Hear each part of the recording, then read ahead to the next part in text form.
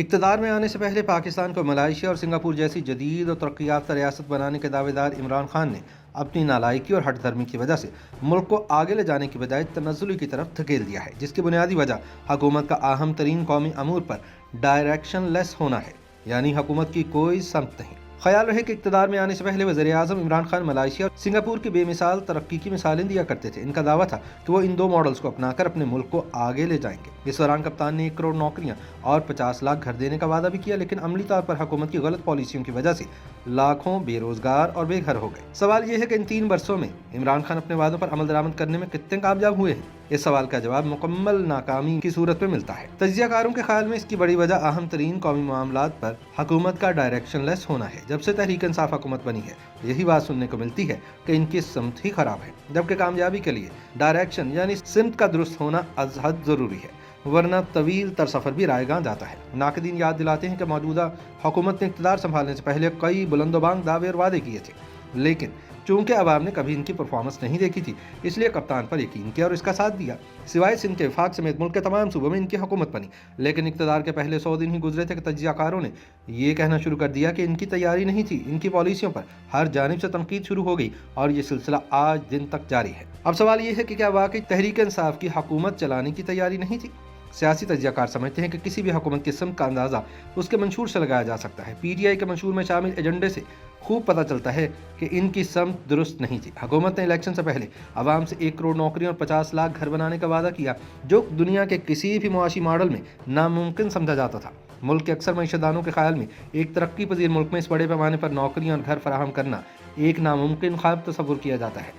اس کے علاوہ باہر کے ممالک سے نوکریاں کرنے کے لیے لوگ پاکستان آئیں گے جیسے لطیفہ نما نعرے تو زبان زدے عام تھے۔ سچ تو یہ ہے کہ ان سب کا حقیقت سے کوئی تعلق نہیں تھا۔ حکومت میں آنے سے پہلے عمران خان ملائیشیا اور سنگاپور کی مثالیں دیتے تھے اور کہتے تھے کہ ان کے ماڈلز پر عمل کر کے وہ پاکستان کو ایک فلاحی ریاست بنائیں گے۔ خیال رہے کہ سنگاپور میں سن 1959 میں جب لی کیون یو نے اقتدار سنبھالا تو ملک مختلف مسائل سے دوچار تھا، لیکن انہوں نے ایسے اقدامات کیے جس سے ملک کی تقدیر بدل گئی۔ ان میں سے سب سے بڑا قدم جرائم پر قابو پانا تھا۔ یوں سنگاپور کو ایک کرائم فری ملک بنایا گیا۔ اس ایک قدم نے ملک کے باقی تمام اداروں پر بھی مثبت اثرات مرتب کیے۔ جرائم نہ ہونے کے باعث بیرون ملک سے لوگ سرمایہ کاری کرنے کے لیے آنے لگے، جس سے روزگار میں اضافہ ہوا، جس کے بعد تعلیم اور صحت جیسے شعبوں کو توجہ دی گئی اور 30 سال میں ملک ایک ہنرمند معاشرہ بن گیا۔ آج سنگاپور، جس کی آبادی محض 50 لاکھ کے قریب ہے، وہاں 30,000 سے زائد بین الاقوامی کمپنیاں مصروف عمل ہیں۔ یہ تجارت کا ایک ہب بنا ہوا ہے۔ اسی طرح دنیا بھر سے لوگ سیر و تفریح اور چھٹیاں گزارنے اور کاروبار کرنے کے لیے ملائیشیا کا رخ کرتے ہیں۔ اس کے علاوہ ملائیشیا میں عالمی معیار کی جامعات اور بہترین تحقیقی مراکز بھی قائم ہیں۔ ملائیشیا کو آج ایشین ٹائیگر کہا جاتا ہے۔